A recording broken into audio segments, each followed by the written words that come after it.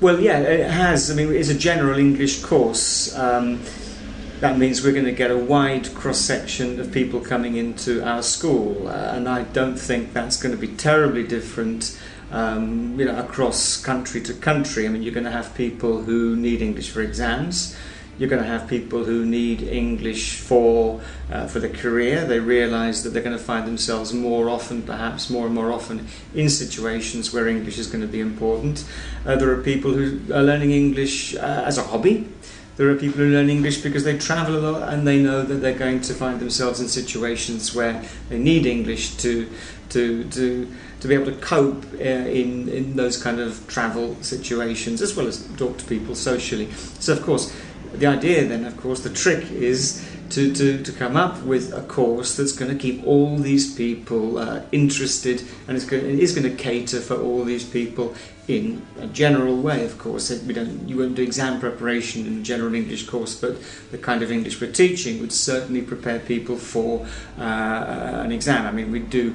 All the schools who use Speak Your Mind, they all prepare students for TOEIC, for TOEFL, for the Cambridge exams, for IELTS and so on, and there's no problem there at all, far from it. The students are very well prepared for these exams.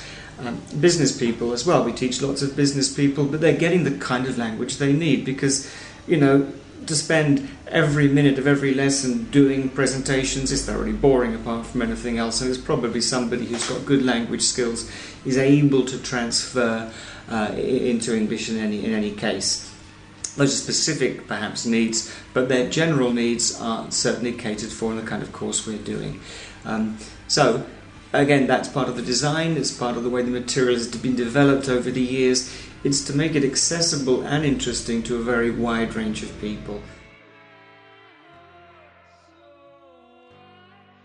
There's a high grammar content there for the people who like grammar, who think that they need grammar. Probably rightly when I say I think, I didn't mean to suggest that they're wrong. There's a very explicit approach to grammar, a very thorough approach to grammar as well. At the same time, there are a lot of people who are a bit afraid of grammar, or simply switch off, their minds switch off when they see grammar, in the same way that my mind switches off when I see one of these sheets of paper in an IKEA box that tells me how to assemble a desk. I just stop seeing anything. There are people who react to grammar rules in the same way. So at the same time, alongside the explicit grammar, there's plenty of clear practice, plenty of guided practice, which will get them to actually grasp it and then use it over time. So again, we're constantly looking at lots of different strategies and approaches to get to a common kind of aim, and of course can cater, can accommodate these different kind of styles, these different kinds of preferences, and these different kinds of tastes. It's fast.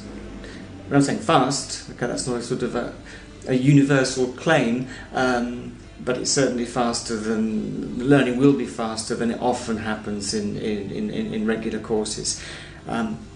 One simple reason it's fast is because the lessons are designed to optimise the time available, to ensure that that 50 minutes or 90 minutes is used well, it's used fully. Another great advantage is that it becomes very easy for us to actually grade classes in terms of the students, in terms of probable learning speed. Of course, there's lots of different aspects. It's not such a simple thing, but nonetheless, it is possible to say that, okay, I don't find it easy to learn languages, but my sister picks things up quickly. I mean, we all know that's the truth. So it is possible to form classes, to grade classes, respecting that sort of general speed of learning. So then, of course, you can manage groups to ensure that they go at their optimal speed. It's our advantage, it's everyone's advantage.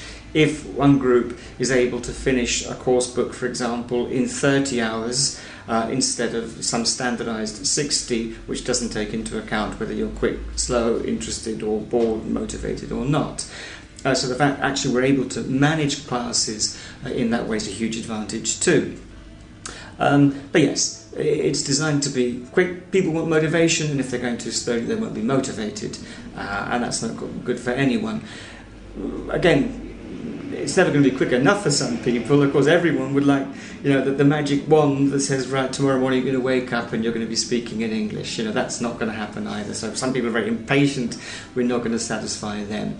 But nonetheless, people have a sense of their potential, and they don't like when a course perhaps is totally at odds. There's a big mismatch between the speed of the course, the progress of the course, and what they feel they could be doing.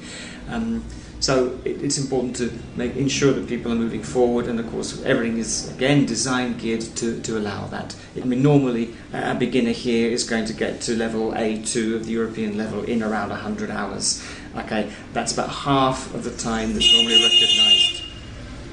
So no miracles, there's no secret recipe here, but it's fast, and we see that from the statistics we've got from schools around the world.